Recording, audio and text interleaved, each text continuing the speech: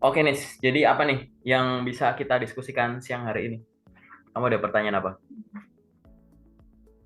Ah, mulai dari itu aja kali ya. Ih, Perkenalkan dulu kali ya. boleh, nggak apa-apa, bebas. Perkenalkan, nama saya Nisa Fadila. Saya lulusan dari Universitas Negeri Padang dari jurusan biologi. Sekarang umur 23 tahun. Saat ini domisilinya di daerah Tangerang. Jadi Oke, saya kasih. oke. Kamu ada pertanyaan apa nih yang pengen kamu diskusiin? Mungkin dari CV boleh, dari LinkedIn boleh, dari tahapan-tahapan pencarian kerja boleh gitu. Yang sifatnya umum dulu. Apa yang kamu masih belum uh, paham? Mulai dari itu aja cara lamar lamar kerja ngirim berkas lamaran. Hmm? Kalau boleh tahu itu, kalau biasanya tuh saya tuh ngirim CV, ngirim lamaran itu kan kadang ada tergantung dari rekrumennya ya. Hmm? Ada mereka kadang cuma ngirim CV doang, ada kadang pakai lamaran berkas-berkas. Kalau itu tuh biasanya baiknya itu bagaimana? Uh, Kalau misalnya mereka banyak data-datanya tuh kita bikin dalam satu folder, uh, atau Atau gimana ya? dipisah atau gimana? Oke, pertanyaan kamu menarik ya. Bagaimana cara mengirimkan berkas di mana standar pengiriman berkas atau dokumen-dokumen lamaran yang diminta antara satu perusahaan dengan perusahaan yang lain beda-beda. Paling gitu ya pertanyaannya ya kalau mau singkat ya. Oke. Ya.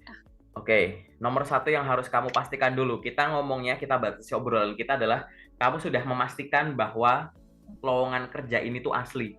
Yang awal itu dulu, oke? Karena kan kamu ngirim dokumenmu tuh, ya kan? Dokumenmu ini kan dokumen pribadi semua nih ibaratnya ya, gitu. Jadi pastikan dulu itu dulu ya. Aku anggap di obrolan kita itu sudah selesai. Yang kedua, baca detail soal lowongan yang ada. Ada lowongan kerja ya, yang dia itu semua jenis dokumen yang diminta sudah disebutkan di sana, gitu. Lampirkan ini, kirimnya ke sini, gitu. Ada yang di lowongannya tuh cuma bahasanya simple. Silahkan kirimkan CV ke email ini misalkan, gitu kan. Nah, yang jadi pertanyaan misalkan, silahkan kirimkan CV melalui ini. Apakah cuma kirim CV doang? Atau kirim yang lain juga boleh? Silahkan kirimkan lamaran ke sini. Apa kita kirim surat lamaran doang? Gitu. Nah, hal-hal semacam ini kamu nanti akan memiliki sense ya.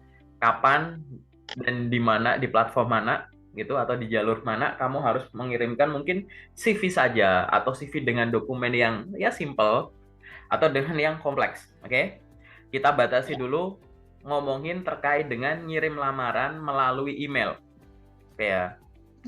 Kalau kita mengirimkan lamaran melalui email, maka yang harus dicek adalah kalau misalkan dokumennya itu lebih dari satu, gitu, memang disuruhnya langsung disebut gitu ya, lebih dari satu, maka bisa dibuat file semua itu dijadikan satu PDF aja. Jadi satu PDF dijadikan berisi beberapa halaman gitu. Oke, bukan di attach, dilampirin satu-satu atau jadikan zip gitu ya atau di rar gitu. Nggak, jadikan itu. Ya, ini urusannya kalau ngirim email tapi tidak ada arahan khusus. Kecuali memang sudah dibilang, silahkan kirimkan berkas ini dalam bentuk PDF atau dalam bentuk file lain. Nah, itu ikuti. Ingat ya, kalau ada arahan khusus ikuti, tapi kalau nggak ada arahan khusus, mendingan jadikan satu file saja yang terdiri dari banyak halaman. Satu PDF terdiri dari banyak halaman, gitu. Oke, apa yang harus diperhatikan di sana? Satu, dokumen intinya, gitu. Ada yang lamaran, CV, ijazah, transkrip, boleh. Lamaran, CV, ijazah, transkrip, sertifikat-sertifikat, boleh. Lamaran, CV, portofolio, boleh. Nggak ada lamaran, pakainya kita cover letter, gitu, boleh. Lamaran, CV, cover letter, CV, portofolio, cover letter, CV, ijazah, transkrip, gitu-gitu nggak masalah. Yang penting, ya, itu dokumen yang intinya dulu, gitu. Nah, dari dokumen-dokumen inti yang ada ini, kamu harus lihat juga ada nggak batasan ukuran berapa megabyte yang harus dikirim. Karena selain dokumennya lengkap, dia itu juga harus terbaca. Jangan sampai filenya udah oke nih, jadikan satu PDF. Terus habis itu isi dokumennya juga sudah sesuai gitu ya, apa aja yang diminta udah dimasukin. Tapi gara-gara ada batas ukuran filenya berapa megabyte, kamu kompres, nggak kamu cek lagi, setelah dibuka blur gitu. Jangan sampai kayak gitu ya, oke? Jadi itu yang harus diperhatikan di sana. Tapi kalau mau minimalis gimana? Karena tidak, misalkan sebagian atau mayoritas loker yang aku kirim cuma bilangnya silahkan kirimkan lamaran ke sini gitu. Ya udah minimal tadi lamaran CV, ijazah, transkrip boleh, atau lamaran CV, ijazah, transkrip, sertifikat-sertifikat yang relevan boleh, dah. Gitu. Kita ngomong kalau lewat email. Kalau lewat platform lain gitu, yang ngikutin caranya, misal ada yang melalui website di mana di websitenya itu filenya itu dilampirkan per dokumen ya gitu. Jadi misalkan foto klik di sini, upload satu ya kan, CV upload di sini, sertifikat di sini gitu. Ya udah ikuti aja. Jadi kalau di platform-platform lain ngikutin yang diminta. Tapi kalau yang di email, email itu macam-macam. Ada yang benar-benar open ya, tidak ada batasan sehingga kamu sendiri yang menentukan. Ada yang batasannya tuh strict. Silahkan kirimkan file dalam bentuk PDF maksimal 1 MB ke ini dengan nama file ini atau dengan judul email ini. Nah, itu kan udah ada batasan-batasannya tuh. Ya, ikuti. Tapi kalau nggak ada batasan-batasan tadi, kamu bisa membuat batasan sendiri seperti tadi. Karena email itu sifatnya ada yang strict, ada yang open banget gitu. Gitu sih, Nis. Ada yang pengen ditanyain nggak? Berarti kalau misalnya soalnya sebelumnya pernah yang lamaran, yang CV lamaran, itu perlu pakai pas foto nggak? Kita ngirim PDF ke email, atau cukup sampai ijazah transkrip gitu? Pas foto boleh dikirimkan. Boleh kalau mau Boleh. tambahin pas foto nggak masalah. Ada yang kasih pas foto kalau kamu daftar. Biasanya kalau ada teman-teman yang daftarnya tuh kayak jadi frontliner, sales marketing gitu, pokoknya hubungannya sama customer langsung. Biasanya aku akan menyarankan tidak cuma pas foto, tapi ada foto formal full badan gitu ya, gitu. Kan beberapa lowongan butuh itu gitu. Tapi ini bukan yang wajib ya foto ini ya gitu. Oh iya. Sifatnya boleh-boleh aja kok gitu. Terus kalau dikirim dalam satu file itu, biasanya tuh kita di paling atas itu CV dulu atau lamaran dulu. Soalnya itu kadang suka bingung. Soalnya kalau di lamaran kan kita lampiran ada lamaran CV. Jadi itu bagusnya CV-nya duluan paling atas atau lamarannya duluan gitu. Oke, aku pernah ada pertanyaan yang sama ya gitu. Jadi ada teman-teman yang bilang bahwa aku pernah sharing sama orang yang lebih profesional. Dia bilang lamarannya yang di depan. Habis itu lamaran CV, ijazah, transkrip gitu. Karena lamaran itu merupakan ibaratnya tuh adalah kamu menyampaikan maksud kamu. Di dalam lamaran pun juga kadang kamu menyampaikan gitu. Sebagai bahan pertimbangan saya lampirkan ini gitu. Makanya namanya surat lamaran itu di depan. Ada yang bilang gitu. Ada yang bilang CV-nya dulu baru surat lamaran gitu. Nah, sebenarnya dua ini tuh boleh-boleh aja gitu. Aku pribadi, aku tipe yang ini subjektif aku sendiri ya. Aku akan menyarankan yang lamaran duluan. Gitu. Lamaran. Kenapa? Karena lamaran itu ibarat kamu ngetuk pintu dulu atau masuk dulu baru ngetuk pintu, ibarat gitu. Surat lamaran ini kan ibaratnya tanpa membaca, walaupun di body email mungkin kamu udah tulis. Kalau dokumen di-download, filenya dibuka, ini kan ibaratnya kamu menyampaikan maksud kamu lewat halaman depan file kan. Ya nggak sih? Gitu. Iya. Nah, gitu. Ya biasanya kan gitu. Kan di dalam CV nggak ada tulisan sebagai bahan pertimbangan saya lampirkan surat lamaran, kan nggak gitu. Di dalam surat lamaran baru ada kayak gitu kan biasanya ya, gitu. Jadi kalau aku ini subjektif karena ada dua hal ini nih, ada yang bilang CV-nya aja yang taruh di depan gitu. Karena itu yang akan dibaca pertama. Ya sebenarnya nggak masalah sih, cuma urutan up, nggak buang waktu juga. Maksudnya cuma beda urutan gitu. Tapi kalau kita ngomong tatanan gitu ya, kan begitu ya, menyampaikan maksudnya dulu gitu. Baru ada lampirannya gitu. Ya nggak sih? Gitu. Iya. Kalau dari aku gitu. Biasanya emang kalau di lamaran kan nanti saya lampirkan CV, baru masuk CV. Biasanya saya juga gitu. Jadi ada beberapa baca CV duluan, jadi biar Ya, lebih ya banyak nggak apa-apa. masukan. Mungkin nanti kamu bisa menemukan alasan mereka kenapa CV-nya di depan. Tapi akhirnya kan aneh kalau misalkan di urutan ini suratnya taruh di tengah gitu. lampirannya di Ya. depan gitu kan. Karena bahasanya dari kita ngomongin urutan tatanan bahasanya ya gitu. Oke, apalagi yang pengen kamu diskusikan? Terus kalau misalnya kita ngirim lamaran nih, kan kadang beberapa ada rekrutmennya lewat Jobstreet, ada email. Itu biasanya dia di Jobstreet itu muncul, terus ada misalnya di LinkedIn nih, kayak kirim di email ini. Itu tuh kira-kira itu kemungkinan perusahaan lebih cepat cross check CV kita itu bagusnya kirim email atau lewat Jobstreet. Soalnya biasanya kalau lewat Jobstreet itu prosesnya agak lumayan lama ya kalau menurut saya. Responnya kadang prosesnya juga gitu daripada kita langsung ngirim email ke HR yang tertera gitu. Ya aku jelasin dulu ya. Masing-masing orang punya experience masing-masing terkait dengan kecepatan respons. Ada yang bilang bahwa kalau ada suatu lowongan yang dibuka dan lowongannya ini bisa ditemukan di banyak tempat. Misalkan di LinkedIn juga ada, di postingan HR-nya sendiri gitu ada, yang di Jobstreet atau portal karir yang lain juga ada gitu. Apa yang harus saya lakukan gitu? Saranku adalah kan masing-masing dari kalian kan sudah mengetahui kecepatan itu tadi, ya kan? Ya. Aku kok biasanya lebih cepat lewat email ya. Silahkan kirimkan email. Perlu di double nggak? Nggak usah kalau menurutku. Tapi ada tindakan lanjutan. Tindakan lanjutan apa? Satu, kamu boleh menanyakan ke rekruternya terkait dengan haruskah saya begini, atau yang nomor dua ini biasanya yang nomor dua ini malah yang aku saranin adalah konfirmasi saja gitu. Kalau di LinkedIn kan kamu bisa tahu ya siapa yang posting lokernya kan gitu. Iya. Baik itu di menu jobs di atas atau mungkin kamu udah connect sama rekrutmen suatu perusahaan tersebut. Sampaikan saja gitu.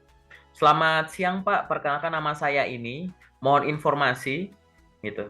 Saya baru saja mengirimkan lamaran ke PT ini sebagai ini berdasarkan informasi yang saya peroleh melalui akun LinkedIn Bapak gitu. Namun saya juga menemukan lowongan yang sama di platform ini gitu. Apakah saya harus mengirim di keduanya gitu? Saya ingin mengkonfirmasi bahwa, atau kalau mau nanya gitu, atau kamu konfirmasi saja. Beberapa waktu yang lalu saya menemukan lowongan pekerjaan di PT ini sebagai ini, di mana info lowongannya bisa ditemukan di sini dan di sini. Kemudian saya memutuskan untuk mengirimkan lamarannya melalui alamat email ini, sebagaimana yang Anda posting di akun LinkedIn Anda gitu. Saya ingin mengkonfirmasi bahwa saya ingin mengkonfirmasi bahwa saya memiliki ketertarikan untuk bekerja di perusahaan ini sebagai ini, dan semoga surat lamaran saya sudah diterima dengan baik ya Pak. Terima kasih. So, enak kan gitu. Jadi kamu ngirim, habis itu konfirmasi gitu. Oke. Ya kan? Daripada di double gitu. Ya takutnya nanti udah kekirim di Jobstreet ada kira-kira agak itu ya, kadang lupa nanti kok ada lagi gitu, takutnya bisa dikirim lagi. Jadi kan nanti takutnya double gitu. Kalau aku sih kalau gini ya, kalau dibilang boleh, boleh. Karena di sistem nggak bakal diblok kan. Ibarat kamu udah ngirim email. Terus di Jobstreet kamu coba klik, kan nggak bakal ada tulisan, maaf Anda tidak bisa mengirimkan lagi karena sudah dikirimkan, nggak gitu kan. Itu. Kalau dibilang boleh, boleh karena nggak ada bloknya. Cuman tadi aku pengen memberikan gambaran, ada teknik komunikasi yang lain yang bisa kamu lakukan. Gitu. Seolah-olah kamu memberitahu dan saya mengkonfirmasi bahwa saya udah ngirim ya Pak, semoga lamaran saya sudah diterima dengan baik dan kualifikasi saya sesuai dengan yang dibutuhkan. Kan enak gitu. Malah jadi ada ngobrol kamu sama rekruternya gitu, ya kan? Itu ceritanya ya, Nis. Menarik. Terus biasanya nih, kalau misalnya kita kan ada lowongan, terus kita masukin lamaran, itu proses dari perusahaan itu kan kadang beda-beda ya. Tapi kalau norma itu mereka buka lowongannya itu berapa lama? Misalnya mereka buka di tanggal segini, itu tuh ya berapa lama gitu biasanya? Oh iya, enggak. Oke, ada lagi nggak yang pengen didiskusikan? Ini pengalaman misalnya Bapak yang mau tanya. Kalau ada nggak sih tipsnya misalnya kayak HR nanti kriterianya kita tuh harus gimana selama proses lamar kerja itu? Maksudnya kriteria gimana ya? Maksudnya gimana ya? Kayak apa sih yang baiknya kita selama melamar kerja itu? Apa aja yang dibutuhin? Apa aja yang dipersiapkan gitu? Begini, kalau kamu mau jadi gini ya, kandidat yang akan direkrut adalah kandidat terbaik yang dipilih dari yang baik-baik gitu ya. Dari yang bagus-bagus kan diambil yang paling cocok. Nah, yang harus disiapkan di kamu adalah satu, kamu harus definisikan dulu kamu sebenarnya tuh pengen kerjaan kayak gimana. Aku nggak ngomongin pihak luar dulu ya. Kamu harus definisikan pekerjaan semacam apa yang kamu pengen. Kamu pengen kerja sesuai jurusan atau enggak? Pengen kerja lokasinya di mana? Pengen kerja gajinya berapa? Kamu pengen kerja yang hari kerjanya normal atau sampai Sabtu atau sistem shifting atau enggak? Kamu pengen yang WFO, WFH atau hybrid? Kamu pengen yang ada tahan ijazah enggak gitu-gitu. Definisikan dulu yang kamu pengen. Gitu, oke? Setelah kamu definisikan yang kamu pengen, termasuk kan ada definisi kamu pengen kerja jadi apa. Nah, setelah itu kamu riset. Oh, aku pengen kerja yang kayak begini, kemungkinan jadi ABC. Kamu riset. Orang yang bekerja sebagai ABC harus punya kualifikasi apa. Gitu. Punya kualifikasi apa. Nah, nanti dibandingin sama yang kamu punya. Untuk kerja sebagai A, dia harus bisa ini. Mana yang kamu udah punya, mana yang belum. Apa yang kamu lakukan kalau belum punya skillnya gitu. Jadi mencocokkan apa yang kamu pengen dengan perusahaan pengen. Jangan sampai kamu cuma pengen, tapi belum ada kemampuannya. Nah, gitu kan. Atau kamu pengen, sudah ada kemampuannya, tapi levelnya masih basic. Gimana ya, biar kemampuan saya ini meningkat gitu. Sehingga sambil kamu melamar kerja, kamu tetap mengembangkan kemampuan diri. Nah, itu akan menjadi ya kemungkinan kamu untuk lolos ke tahap-tahap selanjutnya atau bahkan sampai dengan direkrut itu menjadi lebih lebar. Aku nggak bilang kalau ini berlaku hanya untuk yang fresh graduate atau yang udah experience, lulusan kuliah, lulusan SMA, sama aja. Yang penting kamu udah definisikan dulu kamu pengen kerjaan kayak gimana. Habis itu kamu harus tahu gambaran di luar sana. Pekerjaan-pekerjaan yang kamu pengen, gitu kan? Itu menuntut kamu tuh bisa apa. Nah, kamu udah bisa itu semua belum? Misal aku jadi admin, paling simpel aja deh, aku pengen jadi admin sales, gitu kan. Terus habis itu aku harus bisa apa misalkan? Oh, aku bisa minimal kalau software Microsoft Office ini Excel gini-gini. Oke, aku bisa, tapi aku belum jago. Ya udah belajar Excel gitu. Aku pengen jadi seorang apa misalkan public relation dan lain-lain gitu. Aku udah bisa A, B, C. D aku belum bisa sih. Gimana ya? Oh, aku ikut seminar ini aku ikut bootcamp inilah gitu. Aku belajar mandiri inilah gitu. Jadi itu yang harus dilakukan. Hal yang harus dilakukan sebelum dan selama kamu mencari kerja. Aku nggak ngomong di tahapan rekrutmen ya, karena itu sama aja di sana, oke? Gitu. Jadi harus mencocokkannya di sana. Jangan kayak hanya pengen saja tapi belum mampu, ya kan? Nah itu harus dikembangkan. Atau kamu sudah mampu, kamu punya kemampuan nih, tapi belum pengen gunain kemampuan itu. Nah ini kan sayang juga. Aku salah jurusan kak, aku pengen pindah bidang ternyata nggak sesuai. Ini aku dulu dipaksa ambil jurusan ini gitu. Itu kamu mampu sesuatu tapi nggak pengen gitu. Ada yang pengen tapi belum mampu. Kak, aku pengen kerja jadi ini tapi jurusanku ini sih kak. Ya sudah belajar gitu, ya kan? Kamu tidak akan diproses sebagai kandidat tunggal. Ada kompetitormu, ya teman seangkatanmu, teman kampus lain, kakak tingkat, adik tingkat, orang yang udah dapat kerja, pengen pindah kerja, itu semua pesaingmu, ya kan? Nah, yang harus dilakukan lagi adalah selain mencari kerja tadi mengembangkan diri, lakukanlah secara rutin, tiap hari ngelamar kerja gitu. Tiap hari belajar hal-hal baru sehingga kamu punya kemampuan baru. Nah, kita nggak tahu pekerjaan yang datang di kamu itu yang dengan cara melamar atau ditawari, ya kan? Ada orang dapat kerja gara-gara ngelamar kerja. Ada yang ditawari sama orang. Nah, ditawari ini hubungannya sama exposure kamu. Aktiflah di sosial media. Punya LinkedIn jangan sekedar punya, bikin postingan rutin, kenalan sama recruiter, tanya orang, nyapa orang. tanya info, di mana saya bisa memperoleh update informasi terkait lowongan yang tersedia di perusahaan ibu. Saya tertarik untuk bisa bekerja di perusahaan ibu, gitu-gitu. Atau ke perusahaan bapak. Itu yang harus kamu lakukan tiap hari, gitu. Nggak ada salahnya setiap hari mungkin sebagai job seeker, misalkan kamu tinggal di suatu daerah, pulang di rumah, aku sibuk bantu orang tua, sibuk ini, nggak masalah bagi waktu. Kamu punya 24 jam. Berapa waktu tidurmu, berapa waktu bantuin orang tua, berapa waktu olahraga, berapa waktu ibadah, makan, sholat, berapa me time kamu buat santai-santai, pasti akan ada waktu sisa. Nah, waktu sisa produktif ini kamu pakai sebagian untuk melamar kerja, sebagian untuk pengembangan diri. Pengembangan diri ini untuk memamantaskan diri kepada perusahaan-perusahaan yang pengen kamu tuju, gitu. Cukup itu. Nah, kalau hubungannya dengan yang dipelajari di tahapan pencarian kerja, interview, psikotes, itu yang penting latihan. Oke? Latihan. Kamu harus latihan secara rutin gitu ya, biar kamu bisa lolos. Tanpa perlu ada panggilan tes, psikotes kan banyak ya soalnya ya di internet ya, gitu. Itu bisa kamu lakukan. Interview banyak kok pertanyaan-pertanyaan di internet juga, di channel YouTube-ku juga ada di playlist tuh dasar interview. Kamu bisa tonton channel, habis itu praktek, baca artikel, praktek gitu.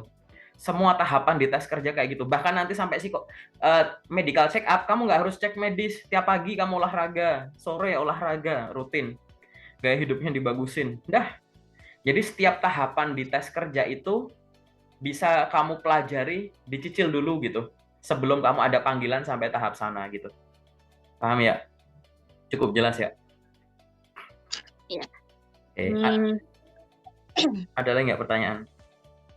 Iya, bentar mau minum. Oh ya, nggak apa-apa.